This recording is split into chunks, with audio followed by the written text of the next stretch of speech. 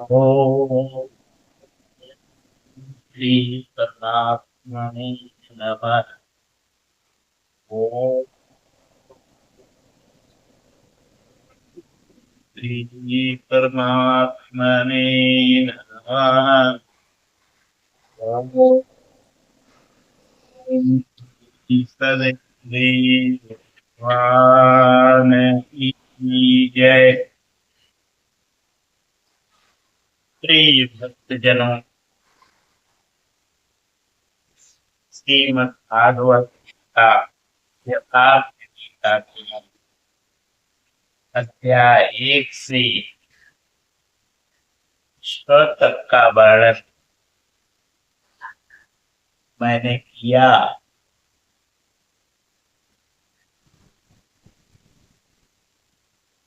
पूज्य गुरुदेव के चरणों में नमन करते हुए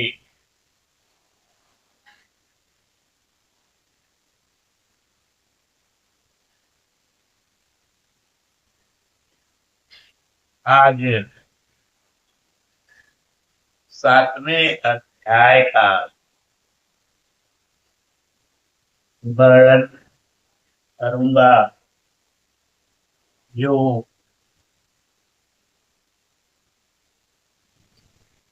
हमारे सदगुरु भगवान की स्वामी श्री अलगड़ानंद महाराज के कर कमलों से लिखा गया। वैसे तो यथार्थ गीता के रचयिता स्वामी श्री अलगड़ानंद महाराज जी और यथार्थ गीता को भगवान श्री कृष्ण ने स्वयं से लिखवाया।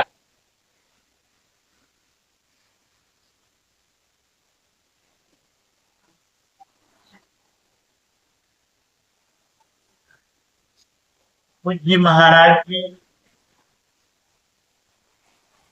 बहुत कम पढ़े लिखे, मात्र कक्षा 3 तक, मगर भगवान की ऐसी प्रेरणा मिली कि गीता जो हम सबका धर्म शास्त्र है, वो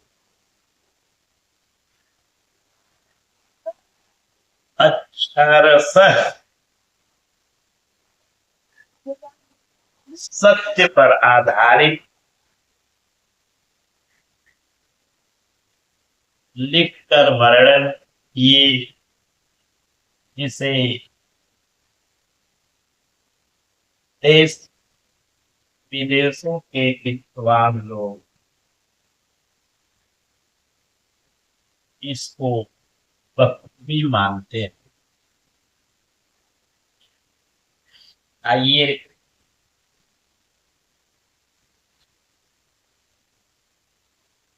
यथार्थ गीता के 7वें अध्याय में कुछ श्लोक पढ़ने से पहले बताते हैं। गत अध्यायों में गीता के मुख्य प्राय सभी प्रश्न पूर्ण हो गए, निष्काम कर्मयोग, ज्ञान योग, कर्म तथा यज्ञ का स्वरूप और उसकी विधि, योग का वास्तविक स्वरूप और उसका परिणाम तथा अवतार, वर्ण संकर, सनातन आत्म स्थित महापुरुष के लिए भी लोक हितार्थ कर्म करने पर, बल, युद्ध इत्यादि पर विशद चर्चा की गई। अगले अध्यायों में योगेश्वर श्री कृष्ण ने इन्हीं से संदर्भित अनेक पूरक प्रश्नों को दिया है, जिनका समाधान तथा अनुष्ठान आराधना में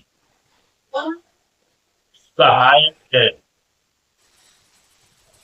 सिद्ध होगा। छठे अध्याय के अंतिम श्लोक में योगेश्वर ने यह कहकर प्रश्न का स्वयं बीजारोपण कर दिया कि जो योगी मद गति नान्तरात्मना मुझ में अच्छी प्रकार स्थित अंतःकरण वाला है, उसे मैं अतिशय श्रेष्ठ योगी मानता हूं। परमात्मा में अच्छी प्रकार स्थिति क्या है?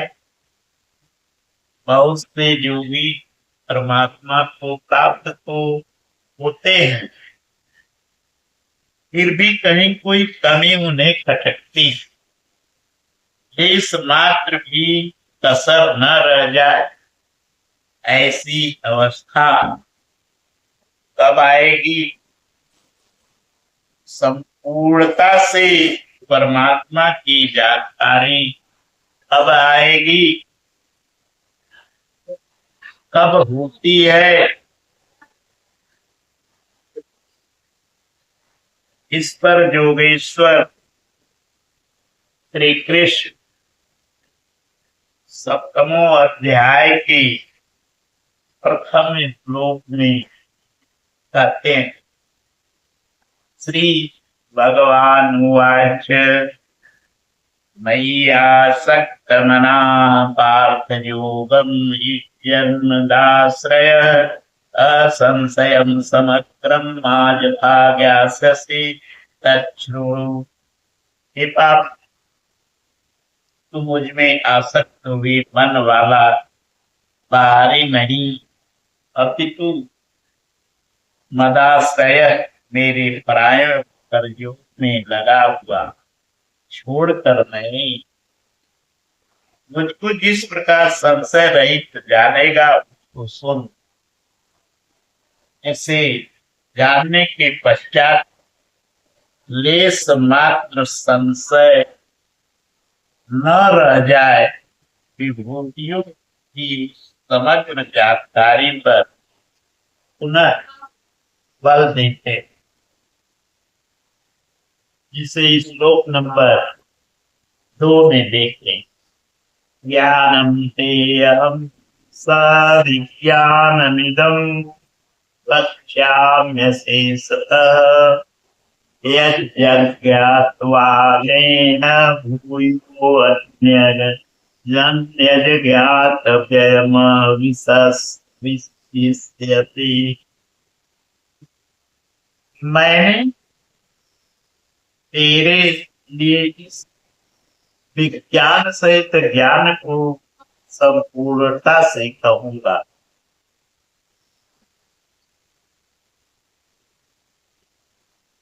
पूर्ति काल में यज्ञ जिसकी सृष्टि करता है, उस अमृत की प्राप्ति के साथ मिलने वाली जानकारी का नाम ज्ञान।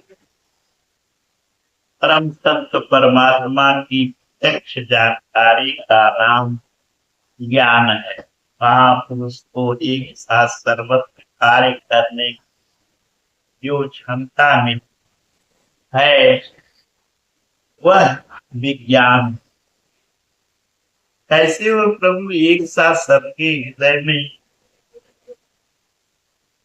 कार्य करता है, किस प्रकार वह खाता है, बैठाता और प्रकृति की गंध से निकालकर स्वरूप तक की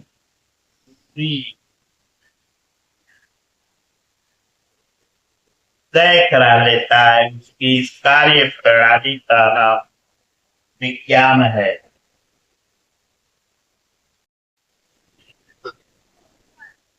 कैसे वह प्रभु एक साथ सबके हृदय में कार्य करता है, किस प्रकार वह उठाता बैठाता और प्रकृति के द्वंद से निकाल कर स्वरूप तक की दूरी तय करा लेता है, उसकी इस कार्य प्रणाली का नाम विज्ञान है। इस विज्ञान से विज्ञान को संपूर्णता से कहूंगा, जिसे जानकर सुनकर नहीं, जान संसार में और कुछ भी जानने जो नहीं रह जाएगा। जानने वालों की संख्या बहुत कम है। अब आप श्लोक नंबर 3 में देखें, मनुष्याणाम शास्त्रेषु कश्चित् सिद्धये यदतामपि सिद्धानां कश्चिन्मां वेत्ति तत्त्वतः।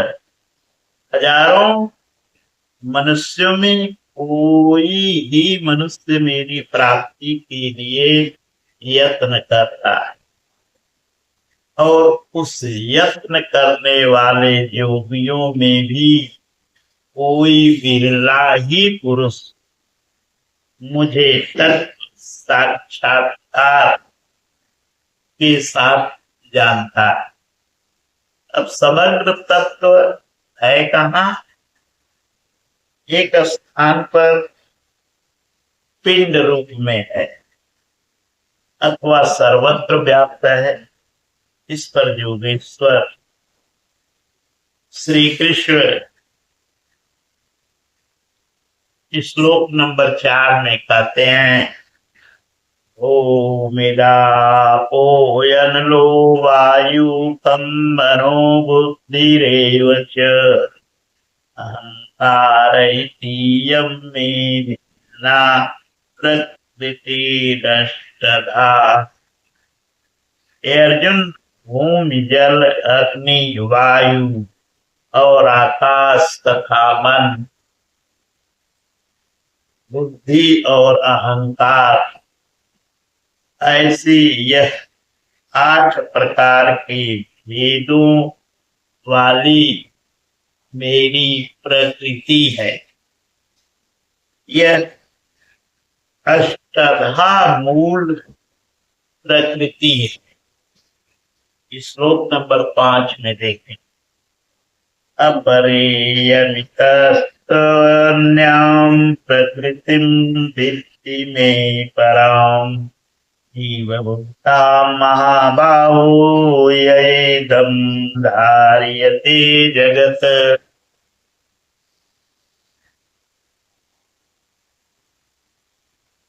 इयम् अर्थात यह 8 प्रकारों वाली तो मेरी अपरा प्रकृति है, अर्थात जड़ प्रकृति है।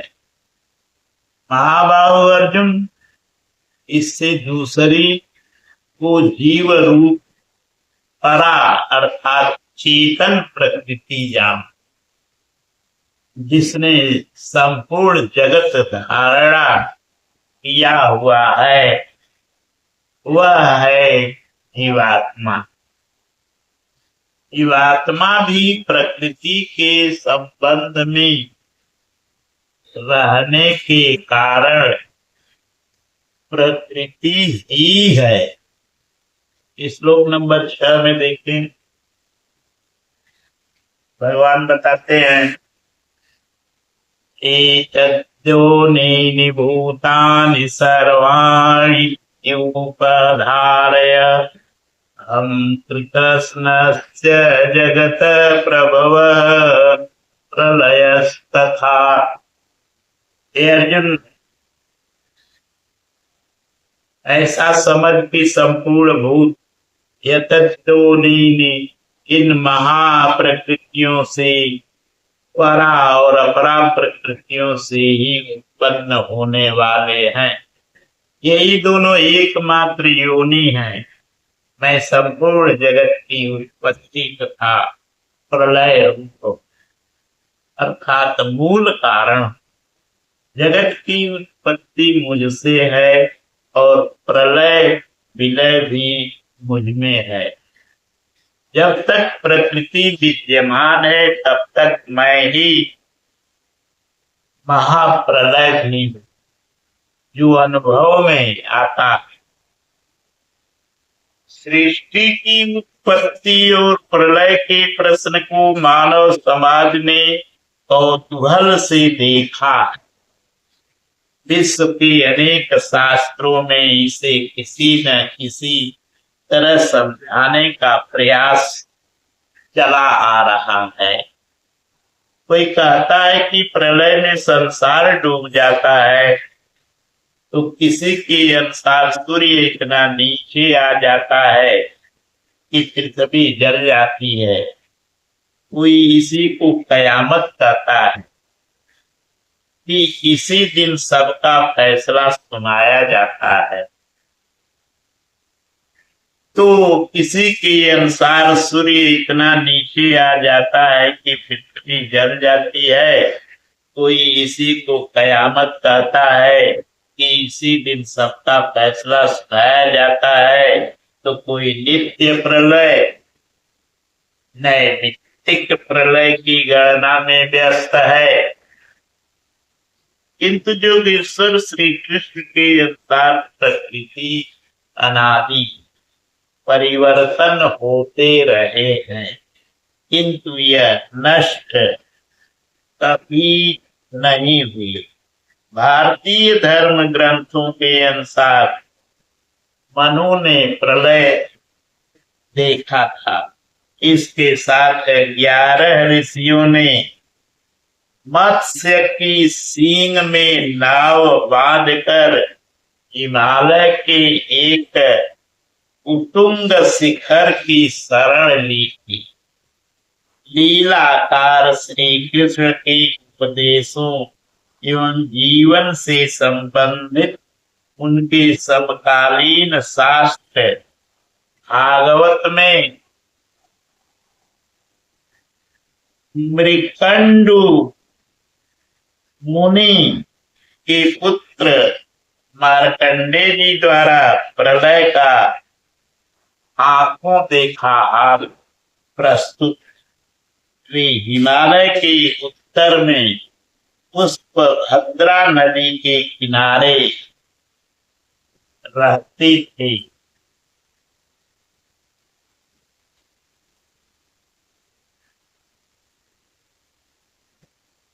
भागवत के 12 स्कंद के 8वें और 9वें अध्याय के अनुसार शौनकादि ऋषियों ने सूत जी से पूछा कि मार्कंडेय जी ने महाप्रलय में वट के पत्ते पर भगवान बाल मुकुंद के दर्शन किए, किंतु वे तो हमारे ही वंश के थे, हमसे कुछ ही समय पूर्व हुए।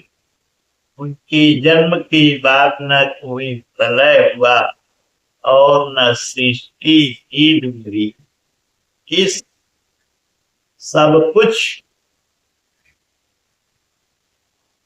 यह सब कुछ यथावत। तब उन्होंने कैसा प्रलय देखा? सूत जी ने बताया कि मार्कंडेय जी की प्रार्थना से प्रसन्न होकर नर नारायण ने उन्हें दर्शन दिया। मार्कंडेय जी ने कहा कि मैं आपकी वह माया देखना चाहता हूं जिससे प्रेरित होकर यह आत्मा अनंत योनियों में भ्रमण करता है। भगवान ने स्वीकार किया। एक दिन जब मुनि अपने आश्रम में भगवान के चिंतन में तन्मय हो रहे थे, तब उन्हें दिखाई पड़ा कि चारों ओर से समुद्र उमड़कर उनके ऊपर आ रहा है। उसमें मगर छलांगे लगा रहे थे। उनकी चपेट में ऋषि मार्कंडेय भी आ रहे थे।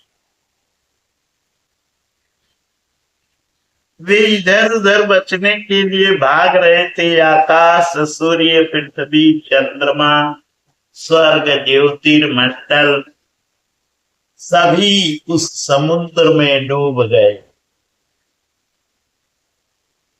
इतने में मार्कंडे जी को बरगद का पेड़ और उसके पत्ते पर एक शिशु दिखाई दिया। श्वास के साथ मार्कंडे जी भी उस शिशु के उदर में चले गए और अपना आश्रम सूर्य मंडल सहित सृष्टि को जीवित पाया और पुनः श्वास के साथ उस शिशु के उदर से वे बाहर आ गए।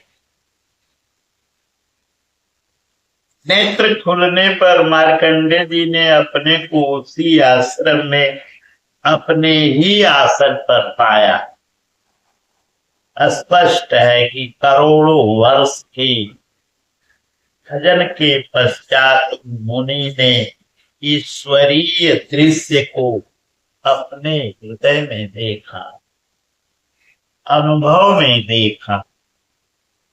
बाहर सब कुछ ज्यों का त्यों था, अतः प्रलय योगी के हृदय में ईश्वर से मिलने वाली अनुभूति है। भजन की पूर्ति काल में योगी के हृदय में संसार का प्रवाह मिटकर व्यक्त परमात्मा ही शेष बचता है। यही प्रलय है। बाहर प्रलय नहीं होता। महाप्रलय शरीर रहते ही अद्वैत की अनिर्वचनीय स्थिति है। यह क्रियात्मक है। केवल बुद्धि से निर्णय लेने वाले धर्म का ही सृजन करते हैं, चाहे हम हों या आप।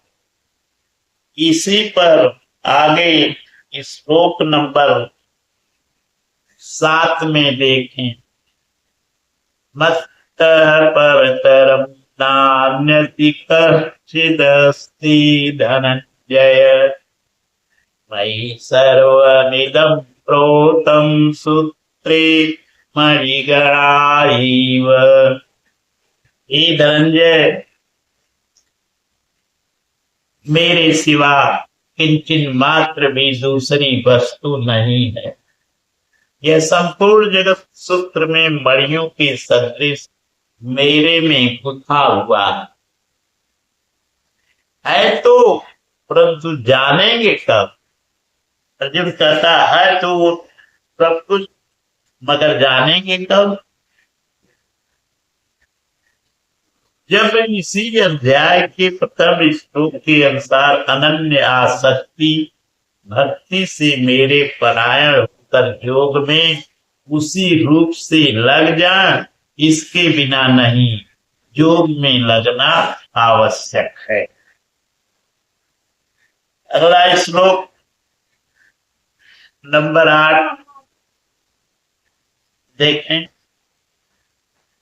रसोयमय कौन्तेय प्रभास्मि शशि सूर्ययोः प्रणवः सर्ववेदेषु शब्दः हे और शब्देषु।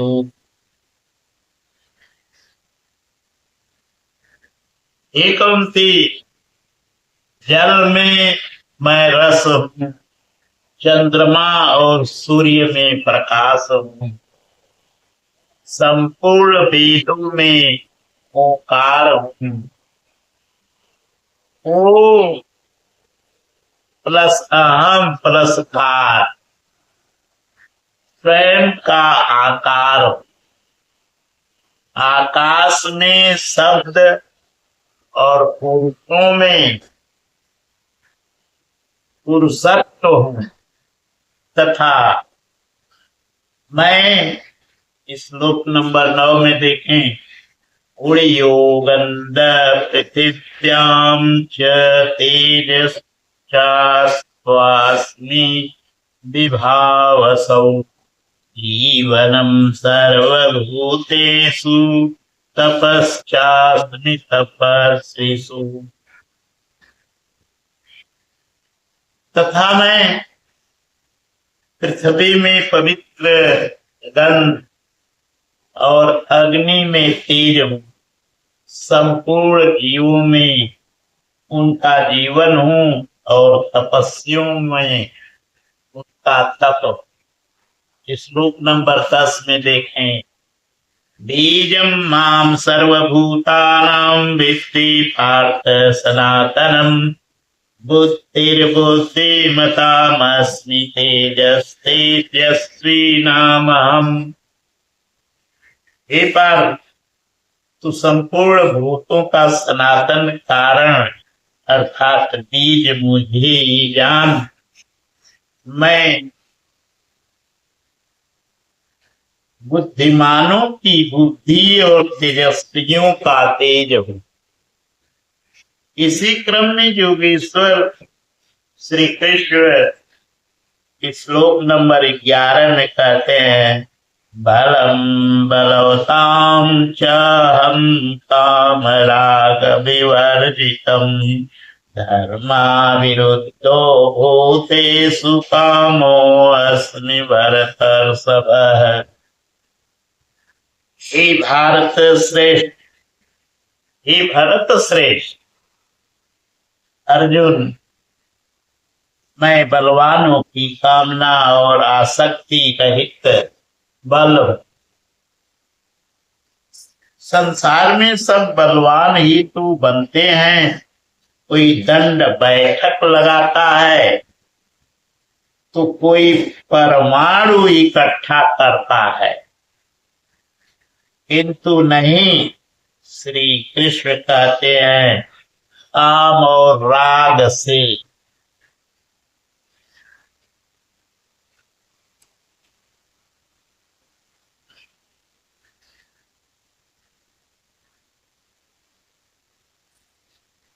परे जो बल है वह मैं हूं, वही वास्तविक बल है। सब भूतों में धर्म के अनुकूल कामना मैं। पर ब्रह्म परमात्मा ही एकमात्र धर्म है जो सबको धारण किए हुए है। जो शाश्वत आत्मा है वही धर्म है। जो उससे अविरोध रखने वाली कामना है मैं। आगे भी श्री कृष्ण ने कहा, हे अर्जुन, मेरी प्राप्ति के लिए इच्छा कर। सब कामनाएं तो वर्जित हैं, किंतु उस परमात्मा को पाने की कामना आवश्यक है, अन्यथा आप साधन कर्म में प्रवृत्त नहीं होंगे। ऐसी कामना भी मेरी ही देन है। आगे भगवान श्लोक नंबर 12 में कहते हैं, ये चैव सात्विका भावा राजसास्तामसाश्च ये मत्तैवेति तान् विद्धि न त्वहं तेषु ते मयि। और भी जो सत्व गुण से उत्पन्न होने वाले भाव हैं, जो रजोगुण और तमोगुण से उत्पन्न होने वाले भाव हैं, उन सबको तो मुझसे ही उत्पन्न होने वाले हैं ऐसा जानो। परंतु वास्तव में उनमें मैं और वे मेरे में नहीं है, क्योंकि न मैं उनमें खोया हुआ हूँ और न वे ही मुझ में प्रवेश कर पाते हैं, क्योंकि मुझे कर्म से स्पृहा नहीं है। मैं निर्लेप, मुझे इनमें कुछ पाना नहीं है, इसलिए मुझ में प्रवेश ये नहीं कर पाती। ऐसा होने पर भी जिस प्रकार आत्मा की उपस्थिति से ही शरीर को भूख प्यास लगती है, आत्मा को अन्न अथवा जल से कोई प्रयोजन नहीं है, उसी प्रकार प्रकृति परमात्मा की उपस्थिति में ही अपना कार्य कर पाती है। परमात्मा उसके गुण और कार्यों से निर्लेप रहता है। ओम श्री सद्गुरुदेव भगवान की जय। अब आप भागवत गीता यथार्थ गीता के 7वें अध्याय में श्लोक नंबर 13 देखें।